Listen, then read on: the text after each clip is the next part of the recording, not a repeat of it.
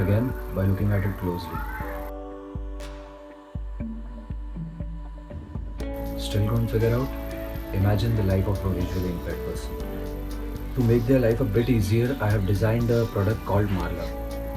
Only about 50% of people with disabilities who engage in exercise are active. The goal was to design a product using interactive technologies that enhances the experience of exercising for visually impaired or blind people. The product has got a very simple information architecture, so it becomes easier for the users to move to and fro in the application.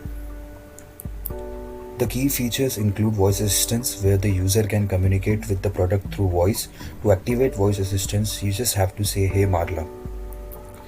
The locate feature of Marla can take you to complex everyday places using a step-by-step guidance like a pedestrian, GPS indoors and outdoors. The obstacle tracking feature uses camera. Holding your phone to your chest will allow the camera to check if any minor obstacle is in your way. The camera will judge it according to the height which the user entered after signing in into the application. The extra 1 feet is for safety purpose. The camera will look for any obstacle ahead and will find out its distance from the user, then it will subtract it from the user's height and add that extra feet to it. The result will be the distance a user will have to move. Marla can be accessed across different platforms, so it becomes easier for the user to work out whether he is indoors or outdoors. The user flow is very simple. For example, if you say, "Hey Marla, walk me through played workouts," so Marla would read out the names of workout you played earlier with proper numbering.